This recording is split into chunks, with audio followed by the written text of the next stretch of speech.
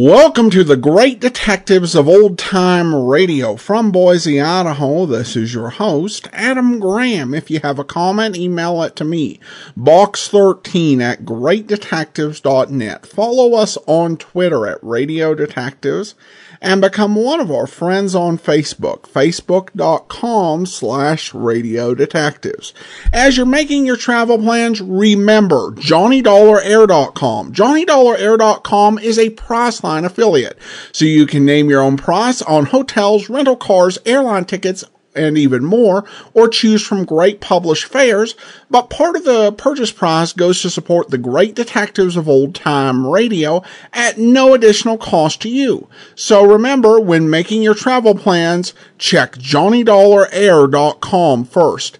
Now it's time for today's episode of yours truly, Johnny Dollar.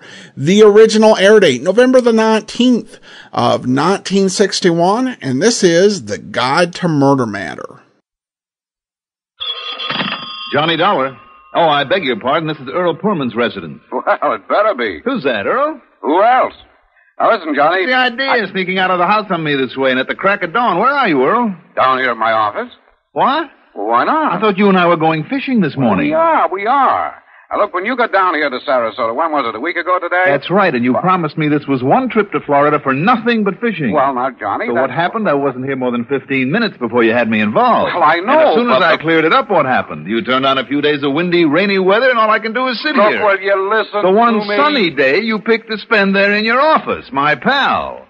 Did I say I've come down here to work? What else? Well, you remember that item in the Herald Tribune the other day about your being here? Yes, and the one in the evening paper and the blurb on WSPB, and I thank you for the publicity. All right. What has that got to do with the weather and the fishing? Well, I said, will you listen to me? Okay. And it better be good. Well, it is, and you're going to love it. Now, all that publicity you just mentioned has every fishing guide within miles making offers to take you out on the Gulf. You know, to prove to you once and for all that the fishing down here is just as good as Todd Swam and his Chamber of Commerce advertised. So I came down here to look over these offers and decide which one we'd take advantage of today, now that the weather's cleared. And have you? I have. Old Captain Barney Beale. Good. He runs a half-baked fishing camp down at Lemon Bay and is not only a good skipper, but he happens to be a client, a policyholder. Uh-huh. And he guarantees to find us snook, sea trout, blues, bonito, pompano, kings, anything you want. So if you'll hop into my car and pick me up, we'll be on our merry way. Now, you sure there isn't some teeny little unimportant insurance matter that maybe I'd better just kind of look into before we head for the briny deep? No, sir, Johnny, I swear it. I promise. Cross my heart and hope to die. Well, you coming? Okay. I'm coming. But if he tries to get me involved in another mess...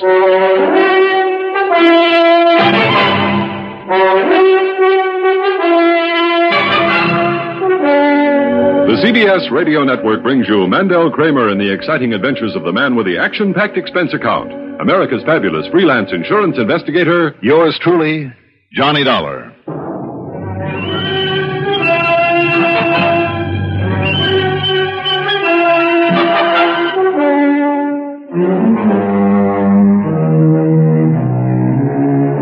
Expense account submitted by Special Investigator Johnny Dollar to Tri-State Life and Casualty Insurance Company branch office in Sarasota, Florida, where I thought I had gone for a few days of fishing. But following is an account of expenses incurred during my investigation of The Guide to Murder Matter. Expense account item 1. Well, after all, as long as I was on expense account, why not be nice about it? So item 1 is $4.38 to fill up the gas tank in Earl Poorman's fancy air-conditioned car. 5 minutes later, I walked in on him at the office. All right. Come on, Johnny. Help me up in my crutch, and we'll go fishing. I'm with you. Captain Barney Beale down there at Lemon Bay was quite a character. About 65, I'd say. Tall, lean, and wiry, and his skin tanned to the color of cordovan. His deep-set eyes were that peculiar bluish gray that made you wonder if they were looking right on through you, and sharp enough to spot a seagull diving after bait a half a mile away. His boat, the Barney B, looked as well-weathered as he did, and the faded lettering across the stern showed the old craft had come from Gloucester, Mass., which helped to account for his speech. Instead of a southern drawl, it was pure New England. Yeah. Born in New Hampshire, Mr. Dollar. But I learned my sea fishing down off the Cape. Cape Cod, Captain? Yes, sir. Off the George's Bank and the Nantucket Shoals. Develops a kind of instinct in a man, it does. Well, I hope that instinct's working today. Hasn't failed me yet. Not in all the 7 years I've been a guiding down here to this country. Now, you see that long stretch up ahead with the mangrove islands on either side? Yep. Snook Alley, they call it. Now then, let's see if we can hook up one or two.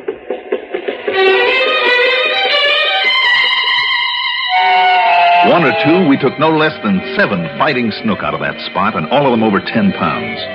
Then out in the Gulf, there were pompano and jacks and kings and just about everything else you can think of. By mid-afternoon, I was completely and happily exhausted from hauling them in. Earl, meantime, had laid himself across a thwart and slept. So we went on back to the dock, selected a couple of nice pompano to take home, then trudged wearily over to where I'd parked Earl's car. That's a mighty pretty car you got there, Mr. Foreman. Now, a lot of good it's doing me these days with this busted ankle. Having to depend on Johnny here, the speed demon, to get me around. A lot more fancy than my old Maxwell it is. Did you say Maxwell? Yep. Drove it all the way down here from New Hampshire, I did. 1922 Maxwell. And it's still running? Yep. Had it up to Venice after groceries just a week ago, last Saturday. You'd like to see it? I sure would. Earl, would you mind waiting? No, go ahead, Johnny. Right over here in the garage, Mr. Dollar. 1922, huh? Yep, and the finest car I ever owned. Come to think of it, the only one.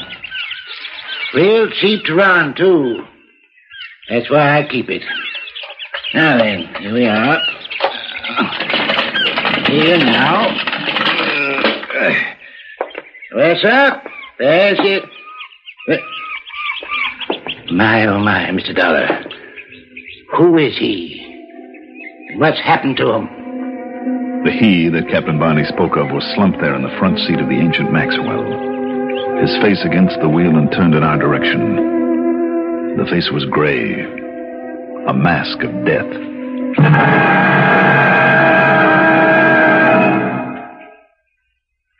Proud we are, we being the CBS radio network, to be able to bring you on this station each weekday the songs of Bing Crosby and Rosemary Clooney. In addition to the sparkling Bing Crosby-Rosemary Clooney show, we're equally delighted to present at this same time each weekday the assorted talents of Art Linkletter, the house party man, Gary Moore and Durwood Kirby, and the rousing Arthur Godfrey Time. There's no business like show business, and nowhere else such a fine sampling of same than on this blockbuster CBS Radio Network Entertainment Fest. The nicest thing about it is, should you miss any or all of these great stars on a Monday, you can catch right up with them the next day, or any weekday you're so minded. Remember, nowhere else can you enjoy, each and every weekday, the Bing Crosby-Rosemary Clooney Show, the conversational gifts of Gary Moore and his foil, Durwood Kirby, the kids, comedy, and cut-ups of Art Linkletter's house party, and the air of glee with gusto that's a specialty of Arthur Godfrey Time.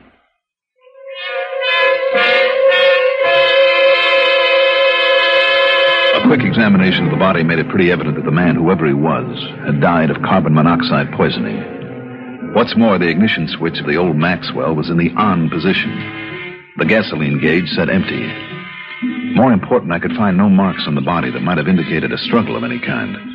My, Mr. Dollar, this is a terrible thing. Terrible. Do you know who he is, Captain Barney? No, can't say I ever saw him before in my life. But he's certainly dead, isn't he? He's certainly dead. Handsome man, too. Can't be more than maybe 50, 55 years of age. Mm-hmm. Look at that beautiful head of hair. Oh, nice clothes, too, yeah. You better not touch him. Oh, don't you worry about that. When did you say you last used this car of yours, Captain? Week ago, last Saturday. Did you fill the gas tank then, by any chance? Yep, filled it up the top. See, huh? Empty now. Yes. And the garage has been locked ever since? Ever since, Mr. Dollar. Nobody else but me has a key for it. But now, look here, sir. Don't touch anything, Captain. Oh, I won't, sir, I won't. You see here? Latch on this window is open. Let's see. Yeah. Mm-hmm. See these spider webs all over it, though.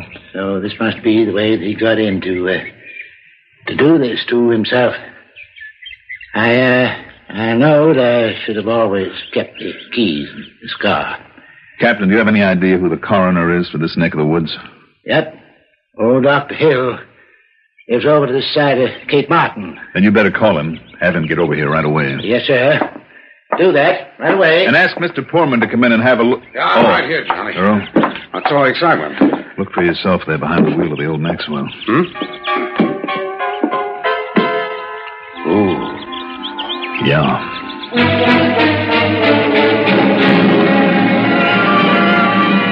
How long has it been dead? Well, sir, Mr. Dollar, I'd say about a day. I see. Or maybe 2. Oh? Or maybe even 3. So for the sake of the record, I'll say it's been 2 days. Yes, sir. And the cause? Well, exactly what you said, Mr. Dollar. Carbon monoxide poisoning. No question of it, sir. That's what it is. That's what I'll put on the certificate. Any idea about who he might be, Doctor? No, and I'll tell you this, sir. There's no patient of mine would ever commit suicide this way.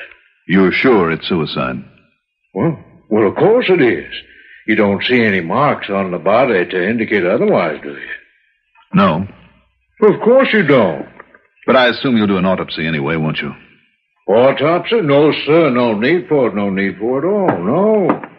I'll be on my way. Just 1 minute, Doctor. Now, you just stop worrying about it, Mr. Dollar. I'll have the boys come along over here and pick him up and take him to the morgue at Cape Martin, where I keep my office, and anybody wants to claim him, all well and good. Well, just the same, sir. If nobody claims him, why, they'll see that he gets a decent burial in the potter's field.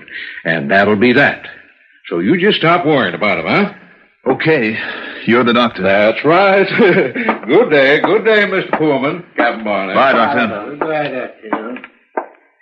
Good day to you, Doctor. Well, Mr. Dollar.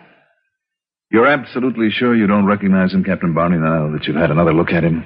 Absolutely certain, Mr. Dollar. Well, I know he isn't any client of ours, so, the doctor says, Johnny, why worry yourself about it? No point in it. Yes, maybe you're right, Earl. Sure, leave it up to local police if there is anything to investigate. And you don't really think there is, I hope. Come on, Johnny. Let's get on back to Sarasota before you start trying to blame me for getting you involved in something. Earl, why don't you and Captain Barney load those fish into the car, while I take just one more look at this? Instead of wasting time on further examination of the body, I went back for another look at the window that Captain Barney had pointed out, where the dead man had apparently made his entry, carefully closing it after him. One of the panes was a brand new one, put in only recently. By whom?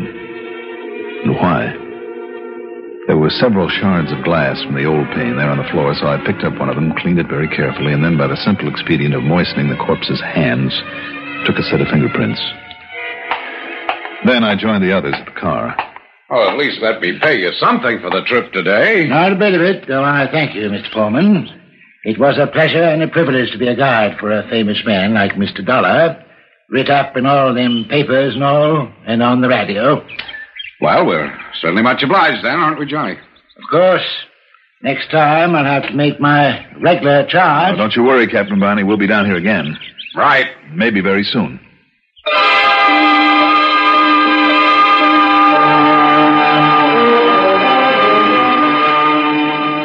Well, it's a fine way to end a pleasant day. But I told you I'd get you some good fishing, Johnny. And if you meant that about coming down here again, I'm all for it. Of course, that means you'll have to stick around a bit longer than you may have planned, because tomorrow I thought we might take my boat out and maybe just... Johnny? You listening? Oh, of course, Earl. See Captain Barney again, you said. Oh, well, that's almost what I said. Look, what's bothering you anyway? You mean maybe the kind of casual way that he took the finding of that body in his own garage? Among other things. Hey, wait a minute. We better go back there again. We forgot to look and see if there was a wallet or any papers or anything to identify. No, the doctor and I both looked very carefully. There was nothing. Well, I suppose a suicide wouldn't want anybody to know who he was. That's wrong, Earl. Most suicides practically advertise their identities, and almost all of them leave a note of some kind. But if you're thinking in terms of murder, Johnny... Are you? I'm not sure yet. But you said yourself there were no marks on the body or anything like that. I know. None that showed. If only that old Dr. Hill would make an autopsy after I find out who that body belongs to. Oh, now, look, Johnny, what's the point of it? And you're supposed to be down here on vacation, and you're supposed to... What? What's the matter? What the devil is that you have in your pocket? Oh, careful, Earl. It's a little piece of window glass I picked up on the floor of the garage.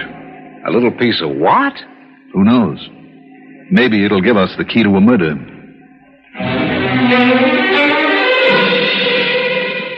Back in Sarasota, after leaving Earl at his home on Oyster Bay, I drove into police headquarters. The man I went to see was another Barney, Lieutenant Barney Phillips. He'd been of tremendous help to me many times before, and I knew that he would be again if he could. Why, sure, Johnny. Be glad to cooperate. All we can, all of us. But aren't you kind of shooting in the dark on this one? Well, maybe and maybe not. The point is that unless the police down there show a little more interest in old Dr. Hill... Look, if you can have your lab crew photograph the prints that I have on this sheet of glass, will you? Well, then send them on to Washington? Yeah. It might take a little time, Johnny, to get a report back on them. Good. I'll spend it profitably. Fishing.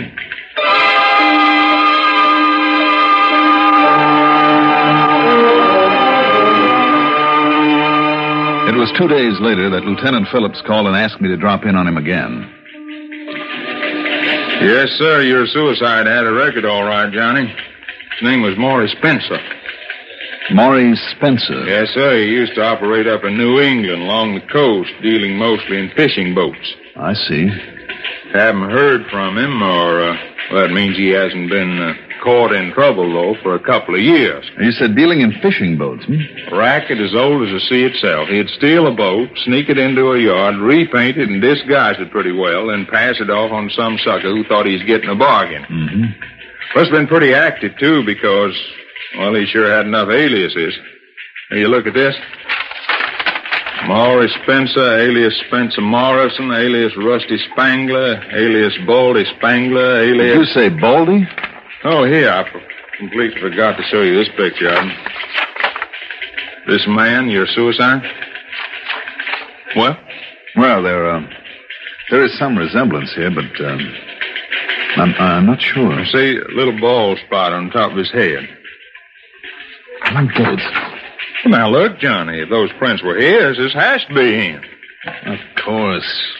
Plastic surgery. What? If he had the record you say he had, why not plastic surgery? Well, sure, an awful lot of crooks have done it, you know. Now, wait a minute, though. Here in the picture, this bald spot. That body had bushy hair all over his head. Well, I never heard of plastic surgery for that. Captain Barney even went so far as to mention it himself, that nice head of hair. Okay, Lieutenant. Thanks a lot. Well, where to now, Johnny? Maybe to prove that suicide was a murder.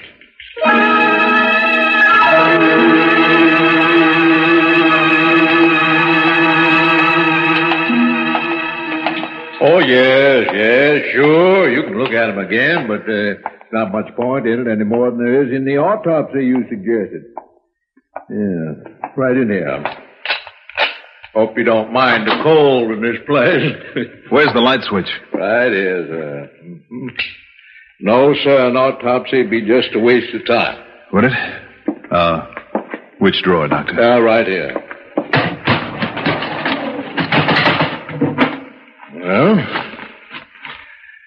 Well, let's see now. Hey, there's no point in you trying to pull the hair off his head. Isn't there? Well, look, Doctor. Oh, great day. This man had himself a top piece. That's right. A small toupee, just big enough to cover that little bald spot. But it's such a good one. Do you see what's under it, Doctor? Well, that's a hole. That's a wound there in the skull, like from an ice pick or something. Or maybe from the point of a gaff. A gaff hook of the sort of big game fishermen would use.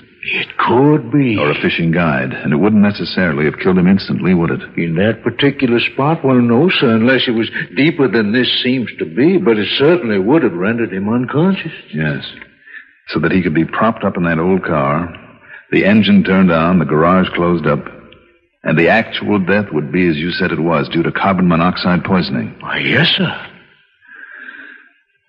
Okay. How would you like to round up a couple of the boys on your police force and have them follow us? Yes, sir. Us, Mr. Don? Earl Pullman's with me, waiting outside in the car. But follow you to where, sir? Well, I thought we might take a little run down to Lemon Bay again. To see Captain Barney.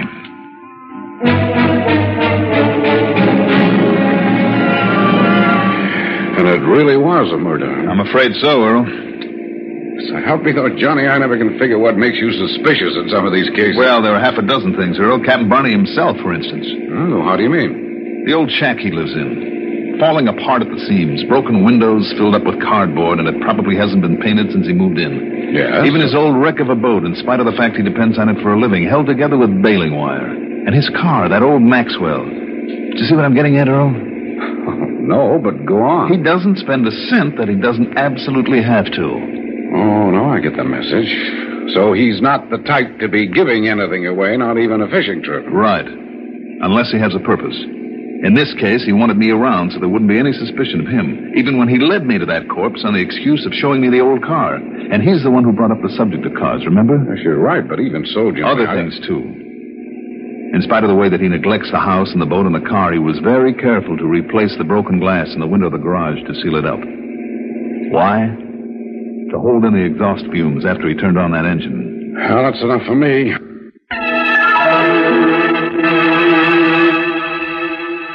I suppose I should have known I couldn't fool a smart young fellow like you, Mr. Dollar. I don't think you really could have fooled anybody for long, Captain Barney. No, maybe not. Kind of, I guess I didn't reckon on my conscience. And oh, dear, how it's been torturing me. Yes, I kind of thought it would be. Seemed like such a smart idea, having you around when I made out that I discovered his body. Such a good way to keep anybody from thinking that I could have done it. But I guess I just forgot that I would always know. Why did you kill him, Captain? Felt I had to, Mr. Dollar.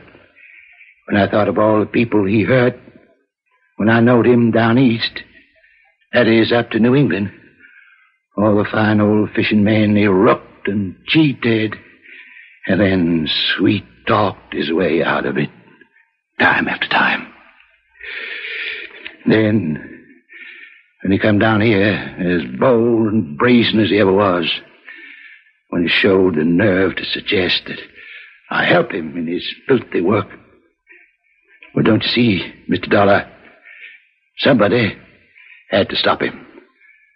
Somebody had to keep him from hurting all the nice, fine people that I've gotten to know hereabouts. Well, I guess I done the wrong thing, didn't I? Yes, Captain Barney, I'm afraid you did. Like everybody who tries to take the law into his own hands. The police will be here in a few minutes. Shall we go out and meet them? Yeah. Guess we'd better.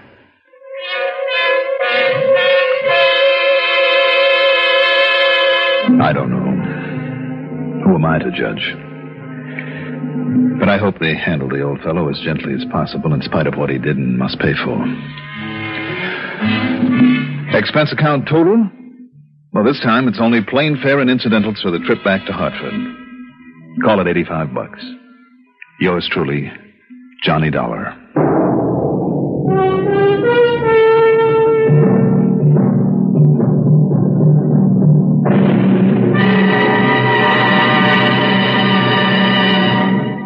Now, here is our star to tell you about next week's story. Next week, a city held at bay by a single man with a time bomb. Join us, won't you? Yours truly, Johnny Dollar. Yours truly, Johnny Dollar, is written by Jack Johnstone, produced and directed by Bruno Zerato Jr., music supervision by Ethel Huber. Johnny Dollar is played by Mandel Kramer. Also featured in our cast were Ivor Francis as Captain Barney Beale, Ian Martin as Earl Poorman, Lawson Zerby as Dr. Hill, and Jim Bowles as the police lieutenant. Be sure to join us next week, same time, same station, for another exciting story of yours truly, Johnny Dollar. Art Hanna speaking. Complete. The most complete news in broadcasting is CBS News on the CBS Radio Network. At roll 59 on your Tri-Cities dial, this is WROW Music in Albany, New York. Many merchants and businessmen of the Capital District offer you expert services and a complete line of fine products. When you shop, we hope you patronize the civic-minded stores and institutions that display the Welcome Wagon sponsor emblem. That emblem identifies the prestige firms who are playing a vital part in the life of our community through their sponsorship of Welcome Wagon service. When the Welcome Wagon hostess pays a call, her basket contains a gift from each of these progressive firms, along with a warm greeting to the newcomers. In this way, the Welcome Wagon sponsors help to extend the welcome of the whole community to the family in its new home. If you have new neighbors, call State 59640 and give their name and address to Welcome Wagon. And if you have any question concerning Welcome Wagon service, remember that number, State 59640. It's the Welcome Wagon number.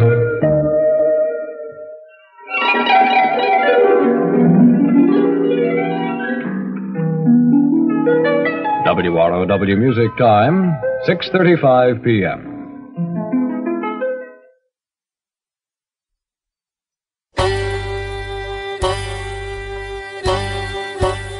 Hi, this is Andrew from OTRWesterns.com. I wanted to invite you to come take a look at our site where we put out podcasts of old-time radio westerns. Check us out at OTRWesterns.com. You're listening to The Great Detectives of Old-Time Radio with Adam Graham. Now let's get back into the show.